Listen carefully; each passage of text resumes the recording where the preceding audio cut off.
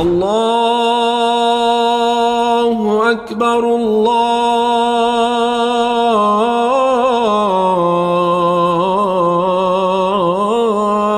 أكبر. Assalamu alaikum and welcome to the Islamic Center at New York University podcast, coming to you straight from the heart of New York City. We're building an amazing Muslim community here at ICNYU where everyone is welcomed and respected no matter where you're from or where you're at.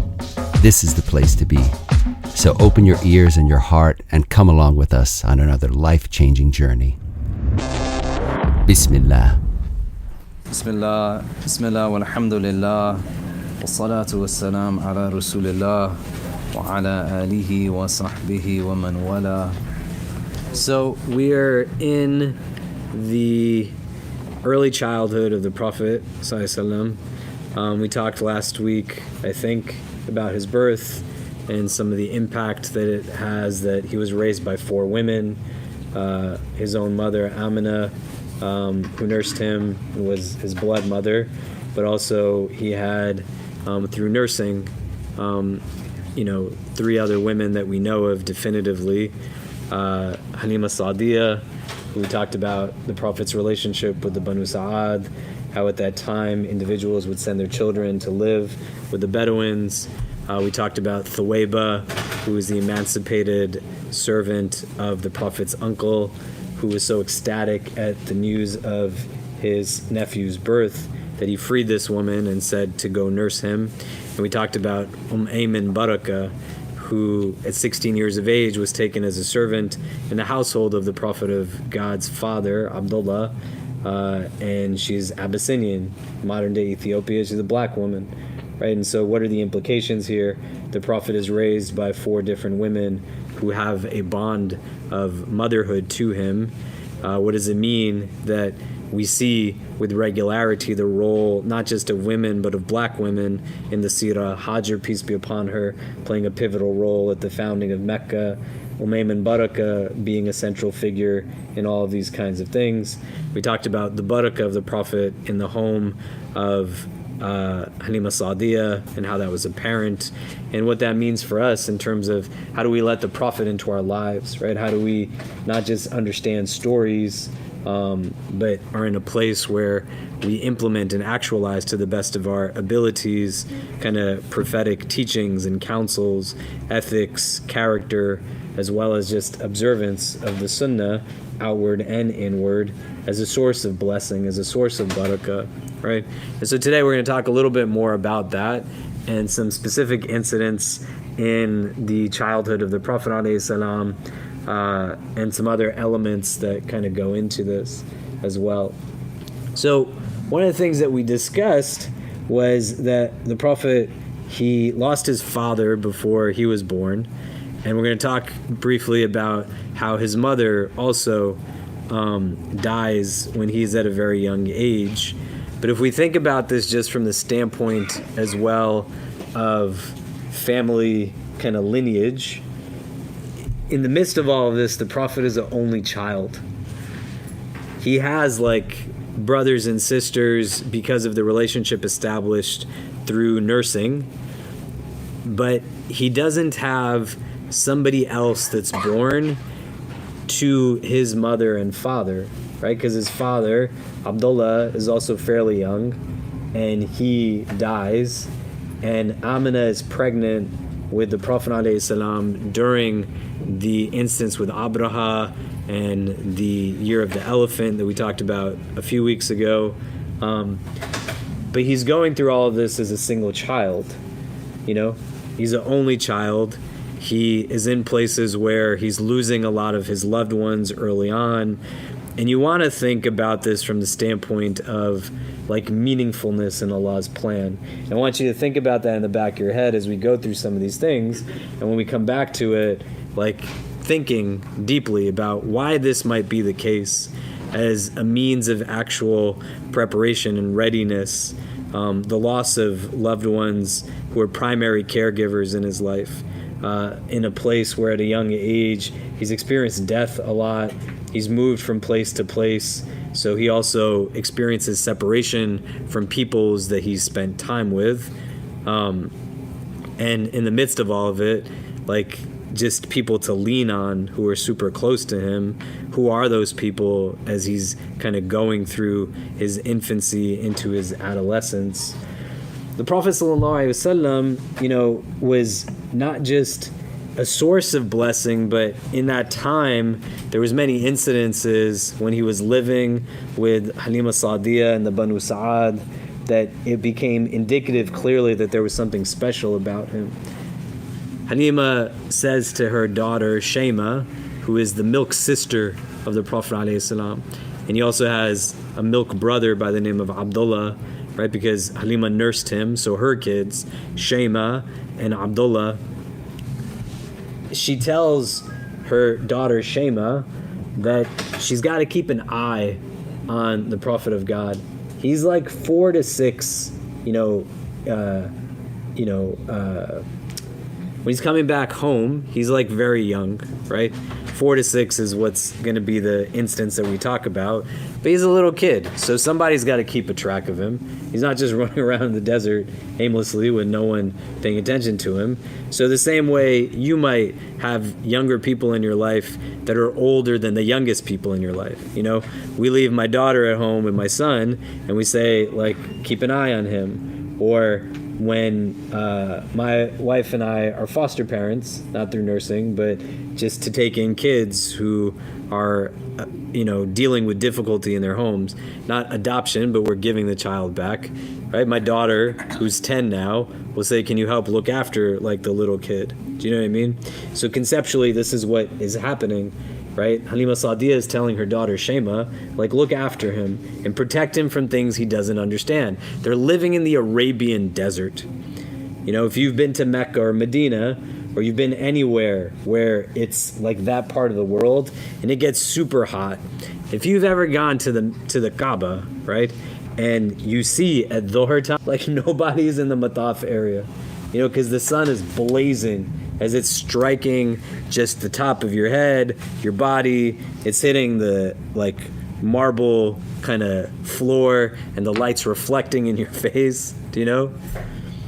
So she says, make sure he's not stuck out there in that situation.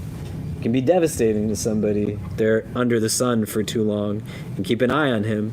And then Halima Sa'diyah sees the Prophet and is astonished that her daughter Shema is actually sitting next to him in the middle of the day when the sun is blazing. And she's like, what are you doing? You know, I told you to watch this kid, and not only did you not watch him, but you're sitting next to him underneath this. And she said, I'm sitting next to him because as I was watching him, I noticed that no matter where he went, there's always a cloud over his head. Not like a dreary cloud, but a cloud that's protecting him from, like, the sun. And she said, I'm sitting next to him because it's hot, and the only place I can get shade is if I'm sitting under his cloud, you know? But there's these other things that are coming up for them also at that time. This is something that also consistently happens to the Prophet in adulthood, but it's happening to him as a child as well.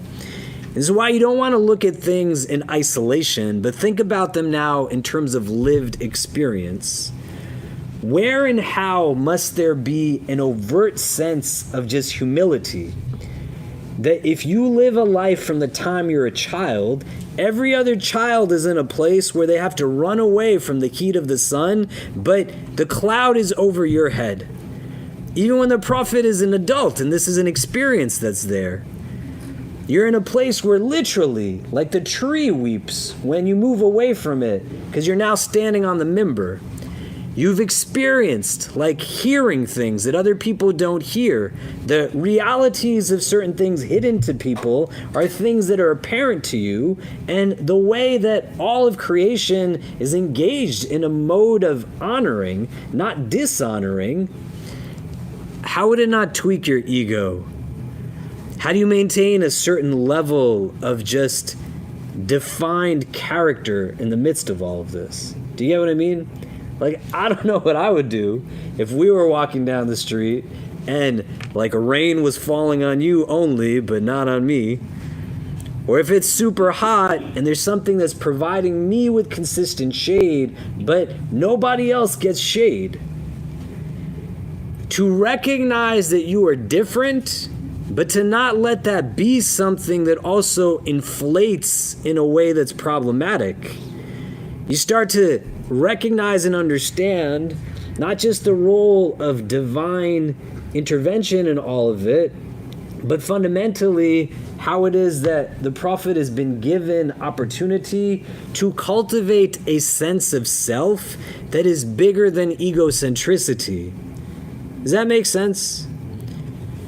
And there's instances like this that are happening in front of these people, and they have to make sense of it. That you could attribute it to things that are coincidental, but they are noticing that there's something different about this child. There's something else that is going on here.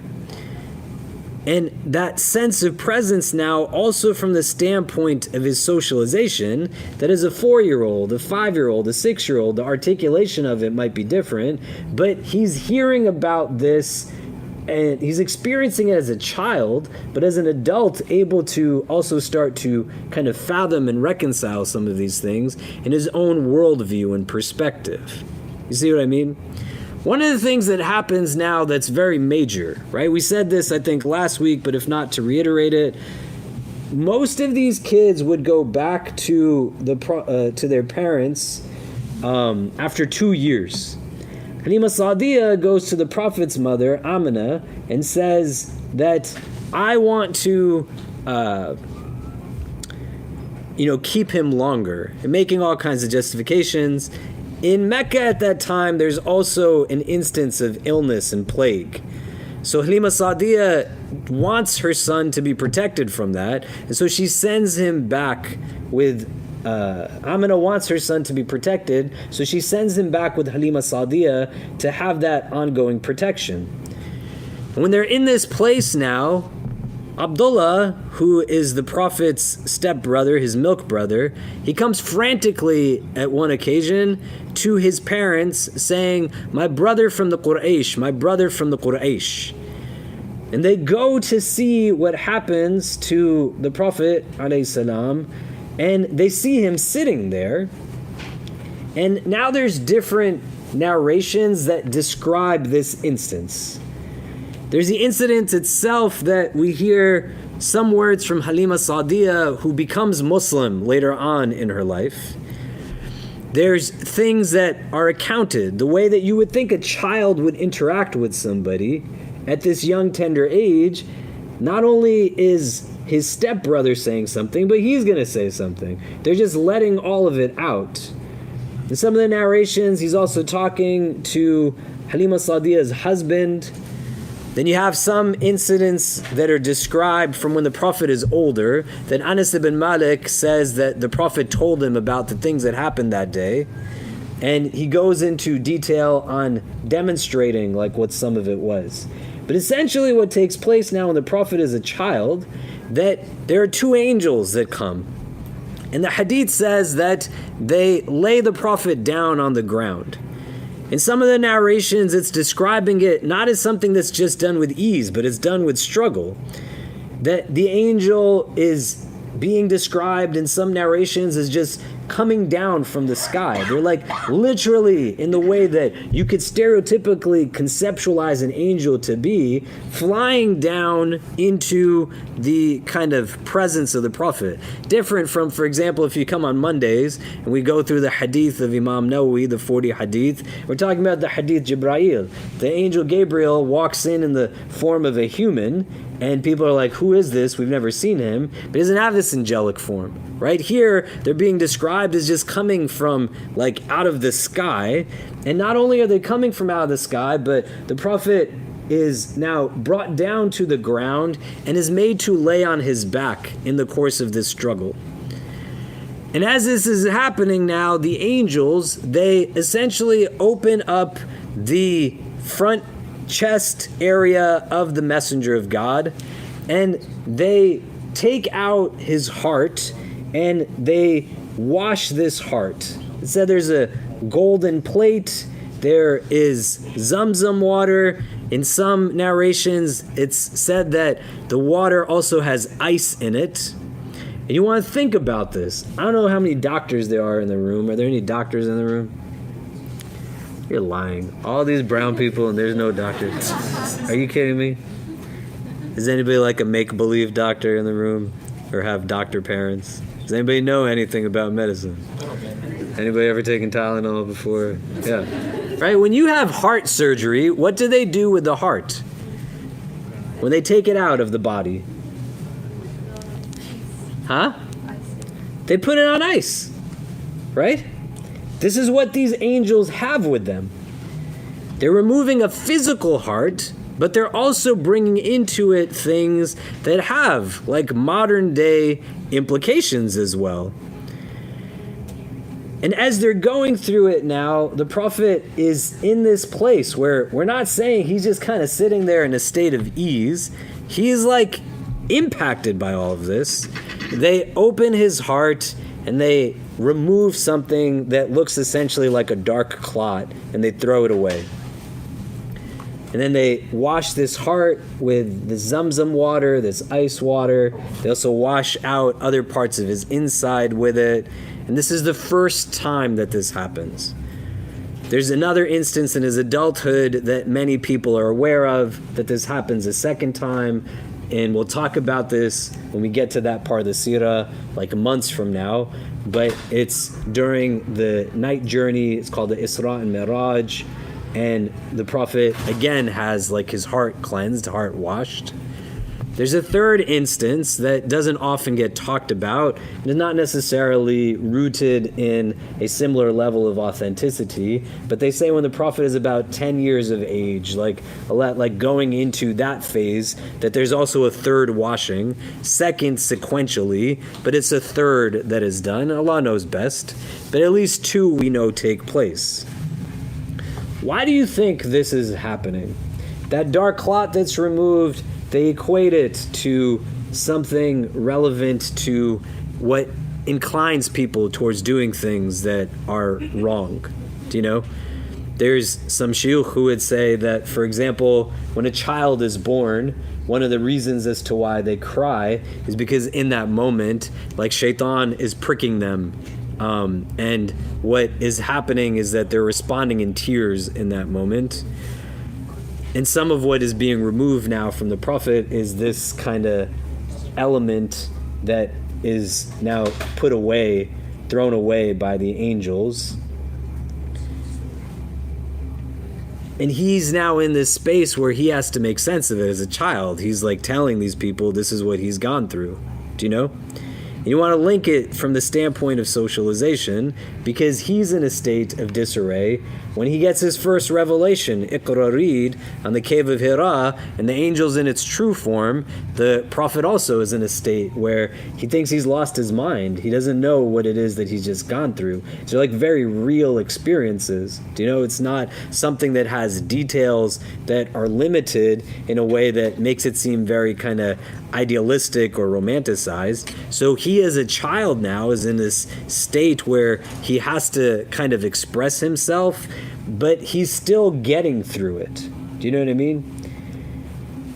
And what we see is that his capacity as a person to endure is just very different from other individuals' capacities to endure certain things.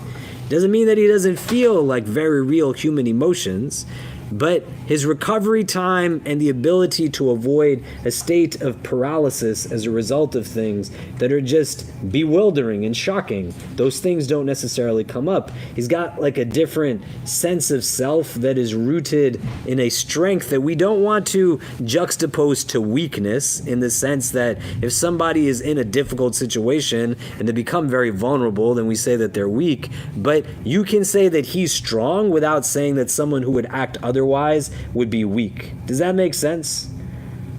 And so here now he's telling these people that they opened up my abdomen and they're in this place where they don't know what to do. Anas ibn Malik, who's being told this, he says the prophet lived his shirt shows him where the scar is that the incisions came in. Why might this be something at least twice in the Prophet's life? Why is it something that is a part that is identified in the Seerah but is taking place in this way? If you can turn to the people next to you, because we want to kind of engage this from the standpoint of also its relevancy to, like, what are things that you can take away from to not see it just as a story from the many stories of the Seerah, but why is it that is so important that it happens twice, that it has to have some kind of meaning back to us? Do you know what I mean? I can that the meaning that it is that we're supposed to take from it practice that says, all I gotta do to get rid of like my terrible inclinations is just cut open my heart and throw away this black spot that was somehow in there. That's not what it is. Do you know? But thinking about what are some of the things we can draw away from it, like why is it something that takes place in these ways, and how do we make sense of it for ourselves in terms of lessons that we derive? If you can turn to the person next to you and just kind of talk it out for a bit, what are some of the things that we can take away from this incident? And then we'll come back and discuss. Go ahead. Okay. So what are some of the things that are coming up? Like, what can we take from this incident for ourselves? Yeah, go ahead. So I don't know why it happened twice, but my interpretation, or what I learned from it happening once, was that every single human has that within them, and Holy Allah subhanahu wa ta'ala is capable of removing that from you. So it's almost kind of a praise of his power and what he's capable of, and it's also an indication of like his mercy when he was able to take away from it. So again, I have no idea why it came twice. Okay. Other thoughts? Like, how is it relevant to us? Yeah. I see.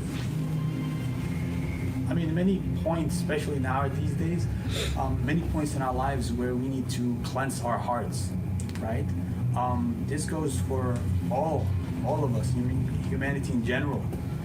For example, what's going on in Palestine, which I, seen in the news, and whether if the individual is really Palestinian, but just to acknowledge that these things are going on, right? And lives are being lost, right? Children, innocent people, they're not even prepared for this, as in military stages. If the individual sees it's okay to hurt an elderly, senior, or even a child, they need some cleansing in their hearts, right? It goes from a level where, I may, let's say that I do have a child, and I may get upset at my child, I may raise my voice. I need more cleansing in my heart, right? And it goes to an extreme level where acknowledging that you did something wrong, right? Or what's being done in Palestine, hurting others, and a lot of lives being lost. This is something that needs cleansing. So if the individual does not take action and work towards cleansing themselves, then somebody has to put them in a better environment. I guess this is why we have jail cells, right? They try to improve the individual, right? Identifying, putting them in a better environment, or it's we all need cleansing in our lives. Yeah. Right. Yeah. So it's kind of a insight on like both physical and spiritual cleansing. We can talk about in a little bit more. Other thoughts that come up? Yeah. We were talking about how in Islam we're given multiple opportunities for this. We were talking about big moments in our life, whether it's kind of rebuilding a relationship with Islam, or when a convert takes their shahada. It's this kind of big moment where you want to be cleansed, but we're also talking about the smaller things, like the whole part of the story where the heart is put into water. We were discussing about the wudu and how we have to take that 5 times a day, and that's kind of like a cleansing for us, physically but also spiritually, and just having always given an opportunity for asking for mercy, and also to like spiritually, physically cleanse. Yeah, amazing, right? And again, you see water in an important part of the Seerah, right? Water at the founding of Mecca. Water is no longer in Mecca. Water is founded again in Mecca. Water is here in this instance, and the elements that are given to us for our physical and spiritual purification, the performance of wudu, the doing of your salah, like understanding these not as burdensome tasks, but as mechanisms that serve a purpose in the performance of purification, but also the absence of it serves as a mechanism for whatever it is that needs to be cleansed to just be deepened and increased. Do you know what I mean? Other thoughts? Yeah. I think this builds upon everything that people have said, but we basically said that there were two forms of corruption. So there was the one that we were innately born with, which was the first washing, as humans, all of us have. And then the second washing was significant in the way that the dunya kind of corrupts us as well. So it was to sort of purify what everyone's been saying, the environmental impact of just being here. Another thing that someone brought up, I think, Sada did, was that once you were going to go meet the Most High, like the Prophet said, someone was going to meet all the prophets and Allah subhanahu wa ta'ala. So there was an element of that wudu type ritual of purification before you. Amazing. Yeah, go ahead.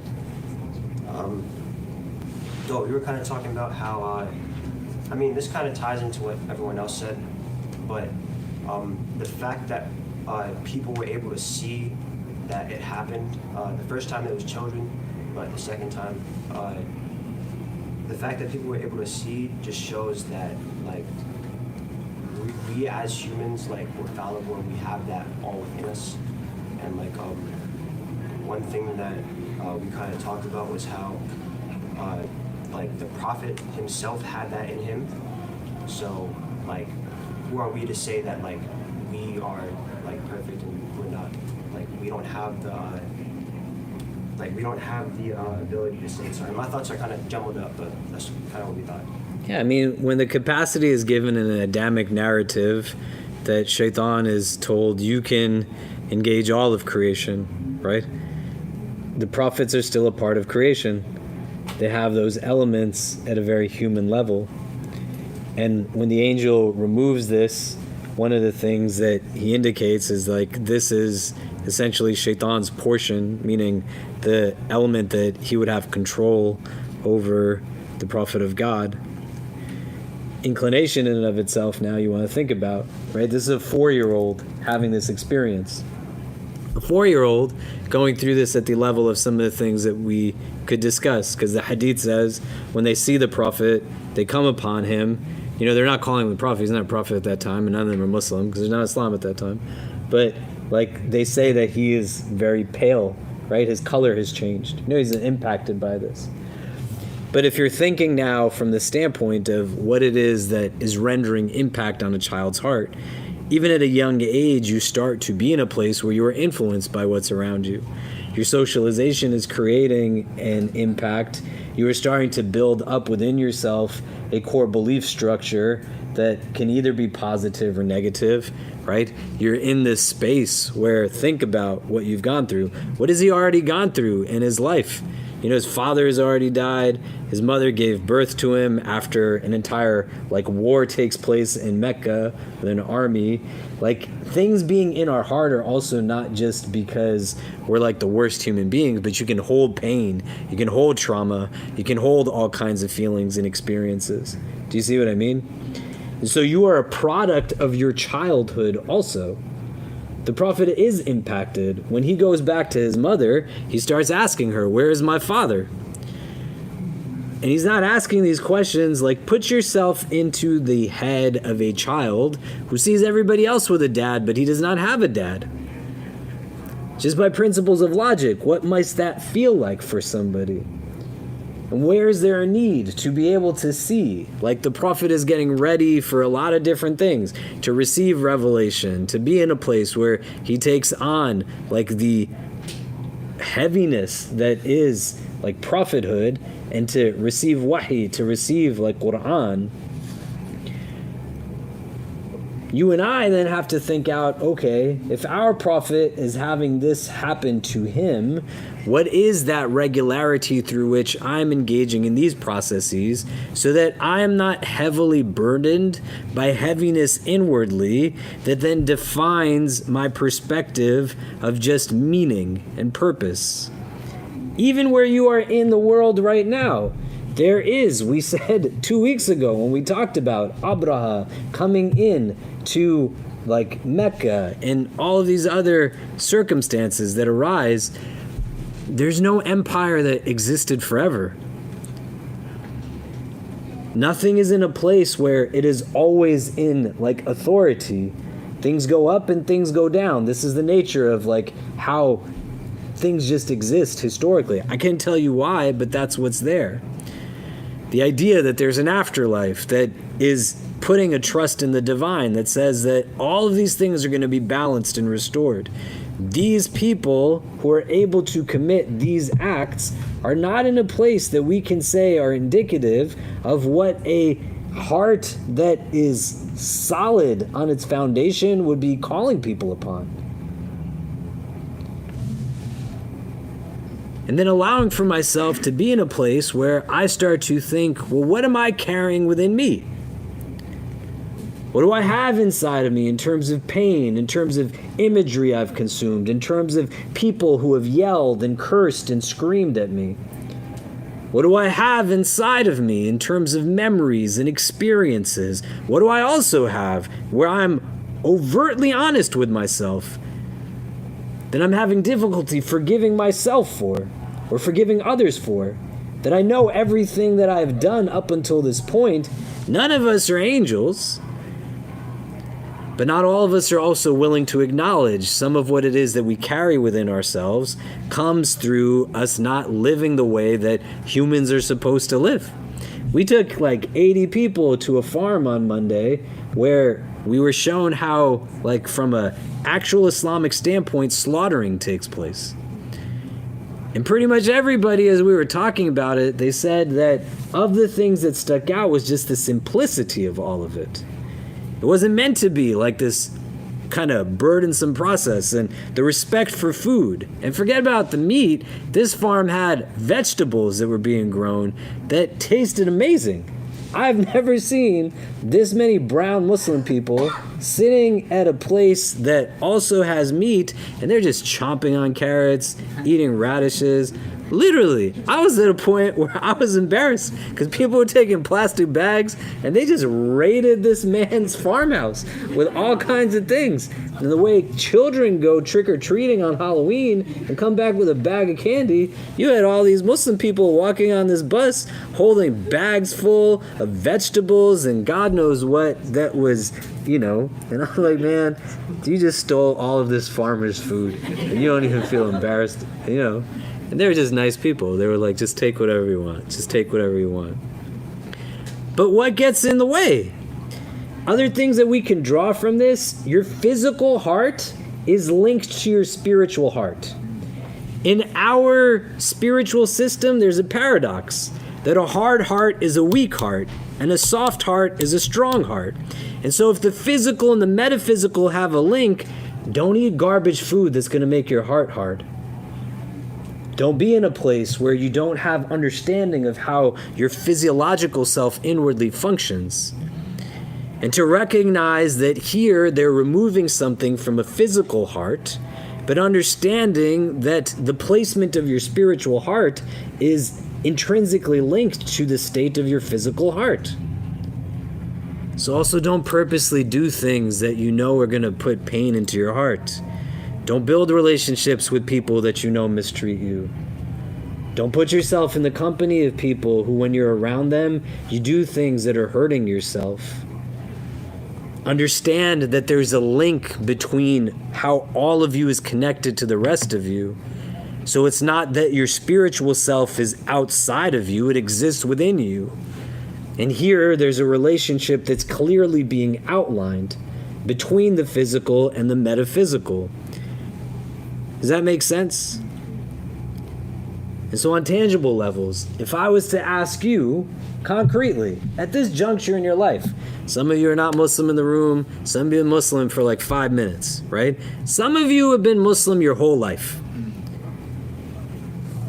If we were to ask you in the course of your week, your month, what do you do with firm intentionality that is just about the cleanliness of your inside? And in your day, your week, your month, how much of your routine is spent just making it filthy? And thinking about it in those terms. Not based off of a moral relativism, not jumping to put your back against the wall to defend things that nobody's even fighting with you about. But this is the most precious part of yourself. There's a hadith where the Prophet ﷺ is described as having the best of hearts. In Allah nadhara fi qulub al-ibad, the hadith says that indeed Allah looked into the hearts of His ibad, the hearts of His righteous servants.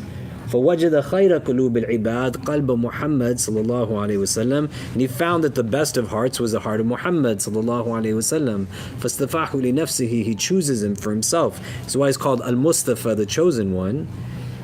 And he endows him with the responsibility of being the prophet.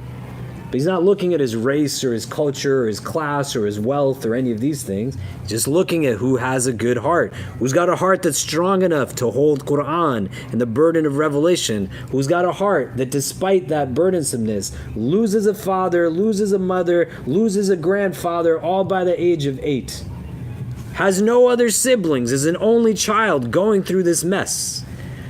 Leaves from his nurse mother that he lived with from the time of his infancy till he was 4 years old. We've had kids that have stayed in our home for just days. And we are excited that they go back to their actual families. But they're in tears after they've just spent time with us for weeks. Some of you, when you leave from this place, you have just remorse inside your heart. Kids graduate, they're crying. People leave, right? You got some people, I'm not going to mention who, but like Luna, who leaves and comes back, and leaves and comes back, and leaves and comes back. And every time she leaves, she's like in a place where you can see, and some of her friends like force her to cry. But that's what happens when your heart gets attached and you love people, right? And we cry when she leaves, but she cries when she leaves. The Prophet, by this age in his life, has also left many people who are still alive behind, right? So you have to think all of this stuff that's coming inside of you is not going to be healed by something that is outside of you.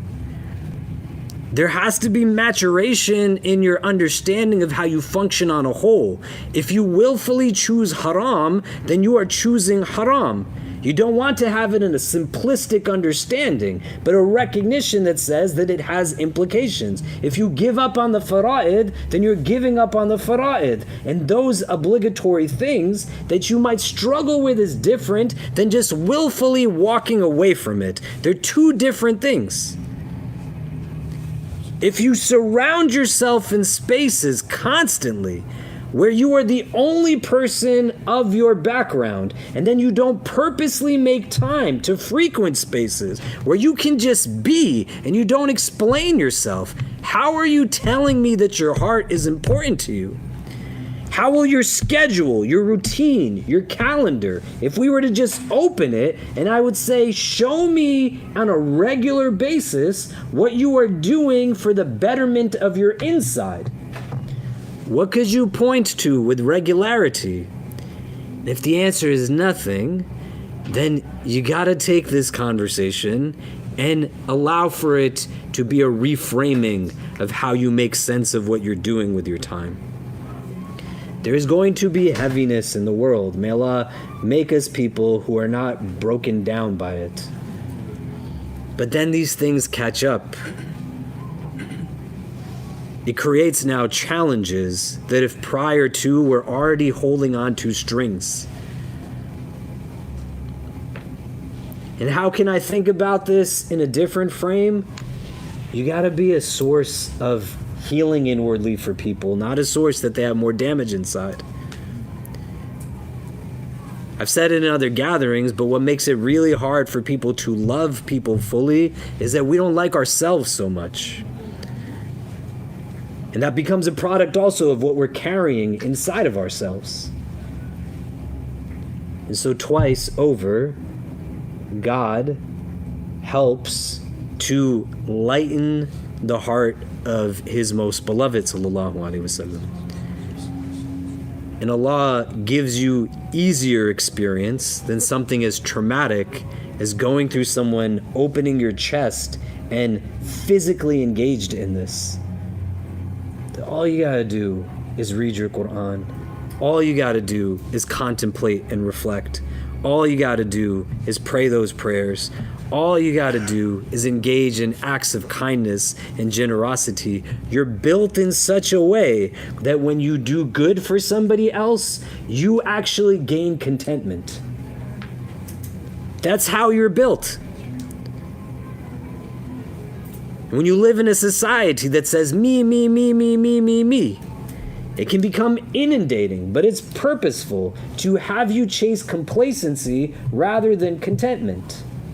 So in this portion of the Seerah, you want to think out for yourself, where does this type of cleansing come from? It doesn't have to be in parameters that are rooted in, I'm the most terrible thing that exists in the world. No, man, you are good. You want to see terrible people? Turn on the news right now. You want to see people who are devoid of ethics and values? Shaitan getting into your head the idea that you struggle to wake up for Fajr is somehow equated to this atrocity that we see? Don't give him victory over you. But let yourself be in a place where you can understand that there's no spiritual growth if there's nothing to improve upon. And if you're holding all of this stuff inside of you but not doing anything to find ways to cleanse yourself of it, to purify yourself of it, meaning to heal yourself from it, then it's just going to keep creating hurt, and hurt's going to be the prism through which you see this world. That heart that is a little bit more solidified in its healing, it's going to always understand that Allah has everything in control. It's going to always understand that there is a bigger world in store beyond this one. Not indifference that renders passivity, but a foundation that says, let these people have this world. We will live for something bigger than it. And so here, in the Seerah literature, your prophet has purified his heart. What do you do with that intentionality? You can bow up and down like a rooster, the way the hadith says, and you can pray with your body, or you can pray with your heart.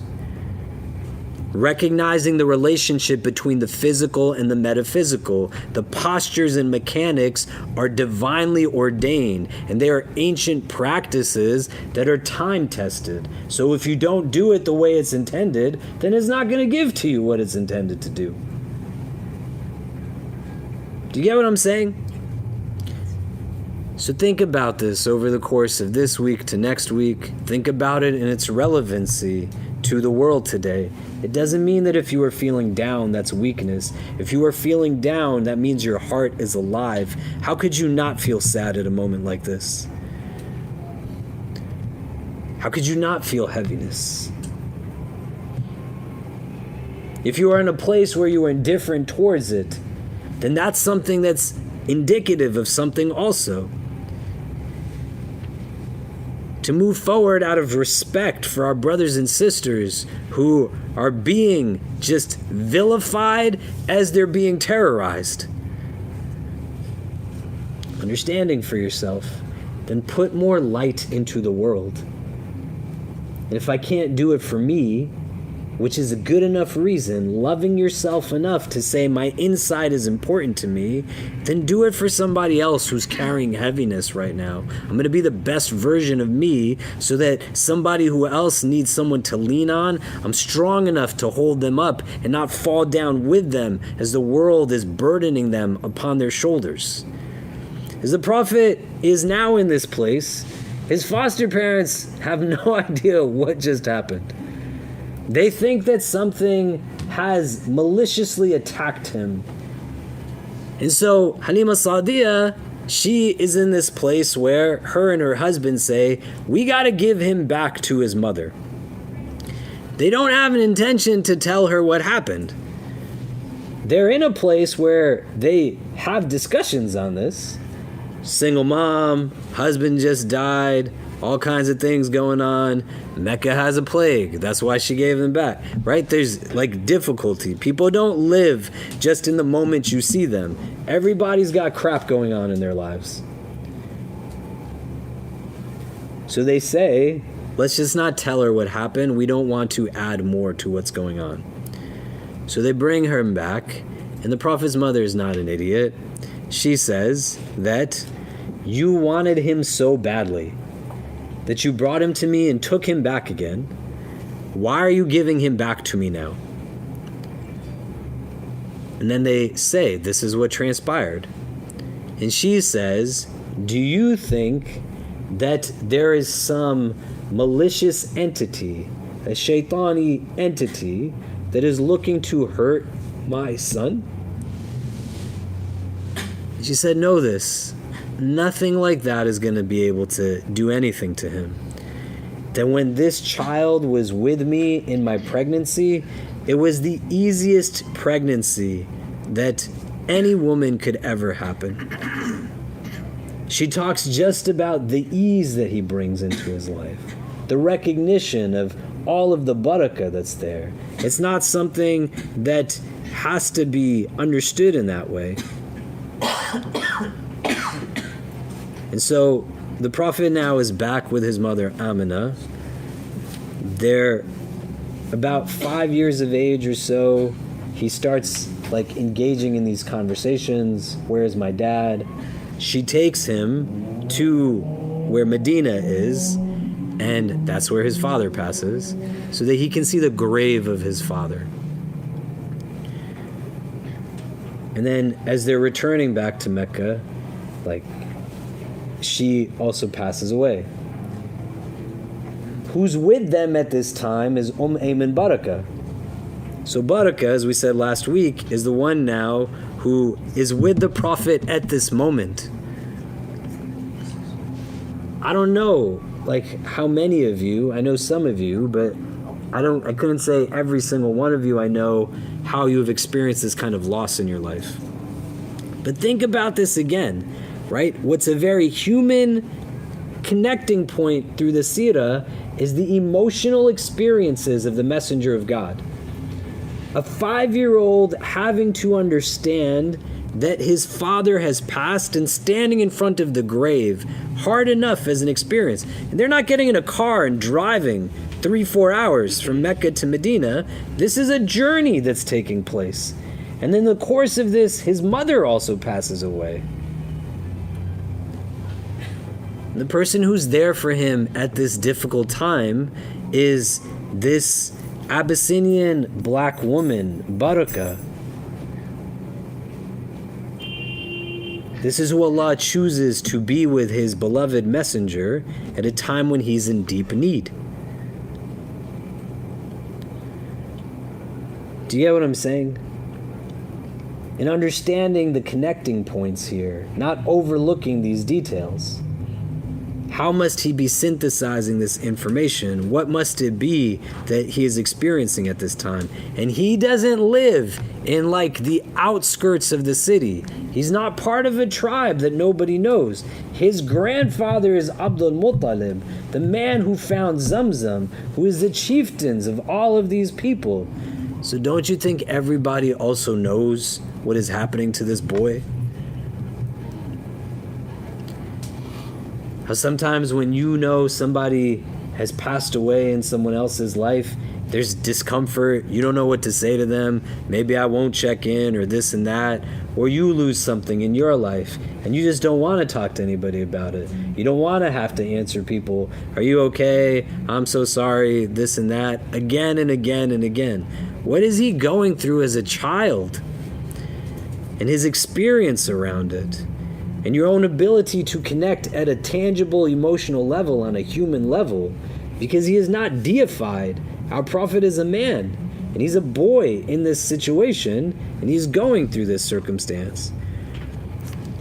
he stays with his grandfather for 2 years. And then his grandfather passes away. And now he's with his uncle, Abu Talib, for the next 40 years of his life.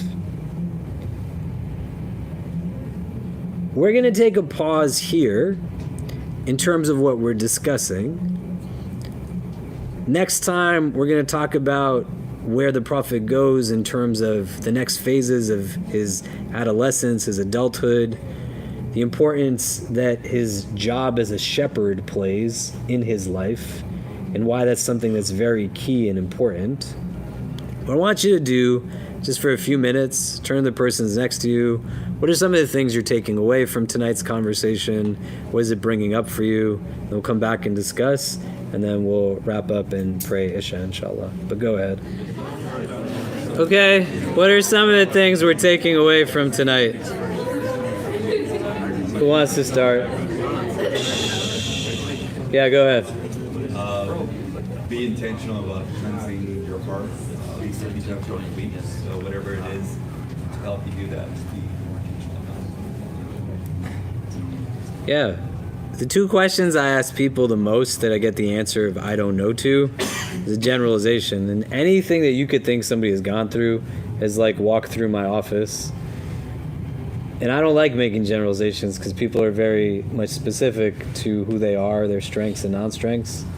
But these two questions across the board, I get, I don't know. One, I say to people, like, what are your values? What, like, really guides your decision making? And when they're very honest, they don't know.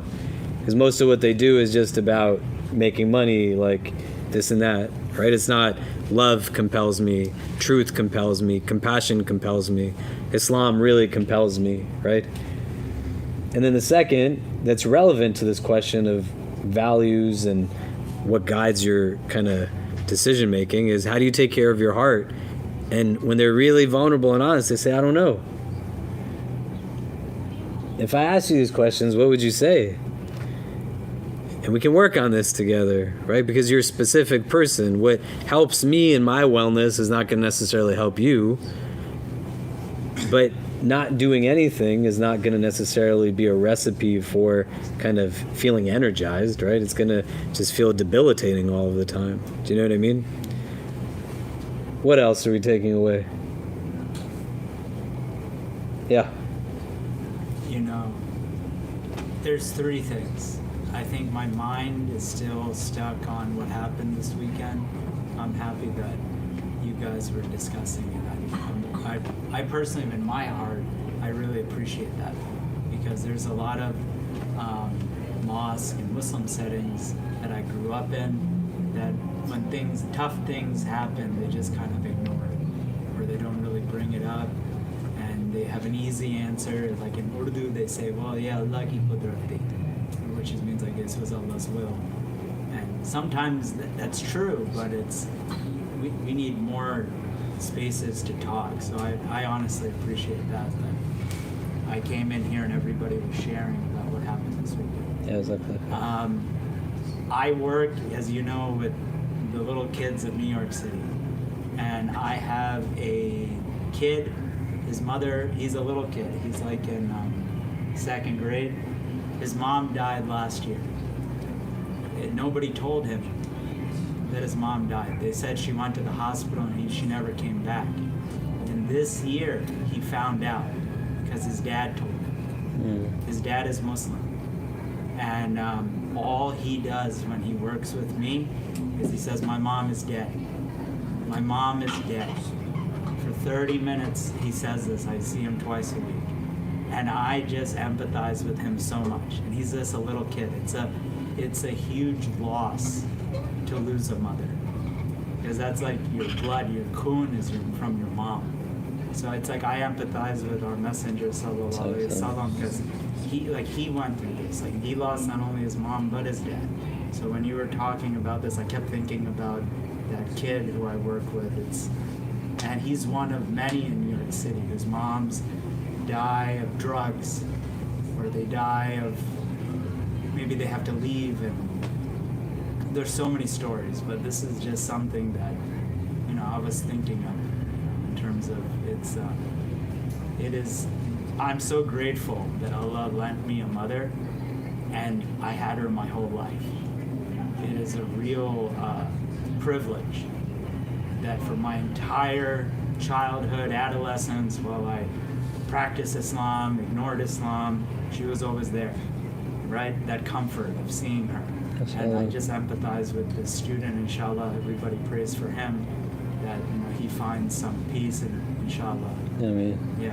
That's just what I was thinking of tonight when we were talking about the Rasul. Yeah, and you think about this in a lot of different vantage points, but also from the point that is being said here. The Prophet is also a product of the people who raised him. So when you get the benefit of having a young person in your life, if you choose to have children and Allah blesses you with children, or there's other people around you who are young, they're going to be a product of what it is that you raised them to be. So this is who raised him in these ways. What would be the recipe under like my guidance as to what my children might end up being, right?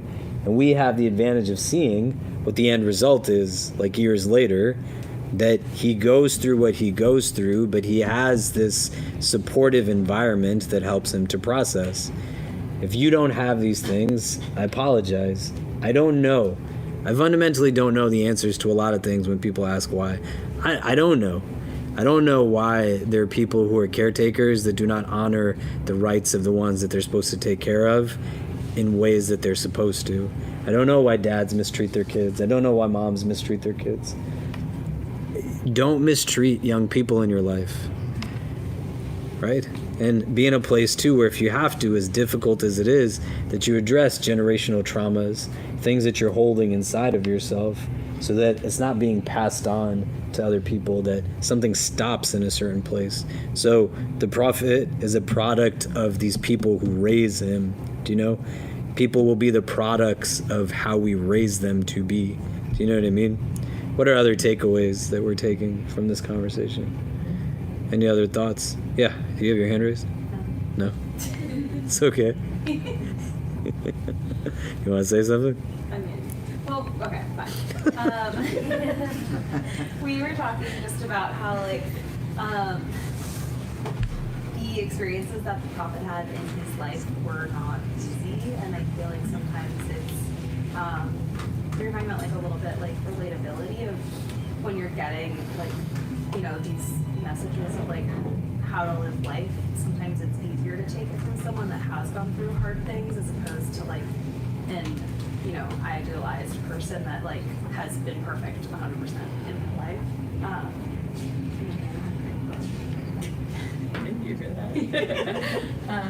No, I was just thinking that like it's really special to see someone go through so many hard things and that it makes their heart softer, not harder. And I don't know, that's the lesson I want to take, that hard things don't have to make our hearts harder, they can make them softer.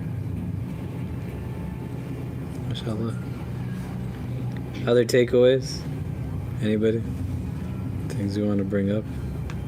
Yeah. No, I changed my mind. Sorry. I didn't want to ramble my thoughts again. No, I was the brother behind you as Randers.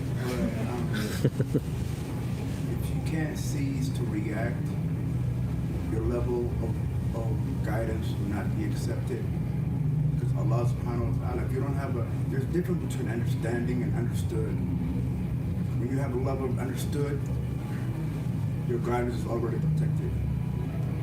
So, as you're speaking about pure heart, it's a myth, because if you don't understand what Allah subhanahu wa ta'ala has set forth in the Quran, there's a lot of chapters in the Quran that Allah states with the meaning behind everything that's going on in humanity. It's called within disconnect. All right? Numbers. When it comes to numbers, there's a number that stood out of all the numbers that configurates the reasoning of why people act the way they do, and why they do what they do, and why they behave the way they do, and why they think the way they do, and why they cannot control what they say. And that's number 8. If you look at Facebook and Instagram, number 8 is flatlined like it's laying flat. It's not straight up. Why do they put that up there? It's a sign that you don't need to know the meaning behind it. But they created that sign. That's why they call it the matter. Right? So the government and the world will not testify and give you that meaning behind it, because nobody understands that. The only thing that understands that is the voice that gets out that creates the input. How everything came about is a voice. Without the voice, none of that stuff will be created. So you can never have a pure heart when Allah subhanahu wa ta'ala said, وَالْعُوذُ بِرَبِّ النَّاسِ مَلِكِ النَّاسِ إِلَهِ النَّاسِ مِنْ شَرِّ الْوَسْوَاسِ. That's a default. You have to customize yourself to cease to feel. To cease to feel. That's what Allah subhanahu wa ta'ala said repeatedly. It's an internal input. You can't make the blind see, nor you can make the deaf hear. I could say everything that I want to say to you tonight. You put it on one ear, and you're gonna get out the other. You don't have guidance. You don't have the entitude that protects you. Can you open these two fingers apart? If you're not connected to Allah and you're not devoted to Allah, Allah will not give you that door. So I'm going to tell you this now. This is my second time being here. Mentioning before, I'm mentioning again. I have a heavy burden on me. I'm a Muslim brother. I slept outside for 10 days in a row. I haven't took a shower in 5 days in a row. And a lot of people know about it. Last time I was over here, I got mentioned when I was over here. The reason why I'm not getting supported is because what's called reputation. And the person was on the microphone when he said that. Now that I came back again the second time, who has the will to submit, to support, that I can make dua for? Because it's a circulation of fear that's being created, but everyone's talking about it, but no one is the heart to support. Everything that you came out your mouth pertaining to me, but I understood that. And I revealed myself. That's why the sister said, identify myself as the echo pertains to me. Now that I displayed myself to you guys, I need your help. I'm a very spiritual person. You help me today, I will help you later. So happy to help where we can. I'm sorry to hear about the difficulties you've had. And after we're done praying Isha. It's not a difficult. There's a difference between difficult and allowed. When the first time you came here, but after we pray Isha, we can sit and talk and we can figure out a plan, inshallah. Perfect. Yeah. Carry on. Other thoughts before we wrap up? Okay, so you want to say something? Go ahead. That's why they created Pokemon. Carry on. Something that came up as you were talking and also bringing up the stuff about the farm, I found this framework where you said that we need to take care of our hearts because we have to be the best version. I have to be the best version of me.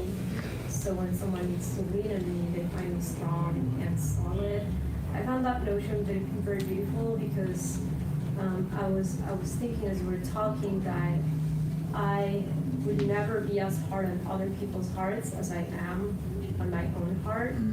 And I would never want someone to take on their hearts the burden and the judgment that I put on my own.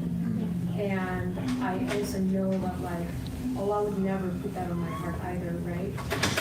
So when thinking about taking care of our hearts in an intentional way and not just filling your calendar with other stuff, with stuff that, makes it filthy, like you said. I'm thinking also in terms of like, how can I frame this in terms of my religious obligations as well? Like, how can I be respectful toward my own heart and my own body as far as like Allah's creation, right? And if he's being so kind of loving to me that he gave me his life and his body and his heart, like why am I mistreating them, like both my body because I eat trash like in my gym, and my heart because I am unkind to my heart, and that means that I'm being unkind to Allah's creation in a way that I'm trying my best to not be unkind to like other parts of his creation outside of myself. So I appreciate that framing. We'll see everyone next week. Assalamu alaikum. We hope you enjoyed our podcast.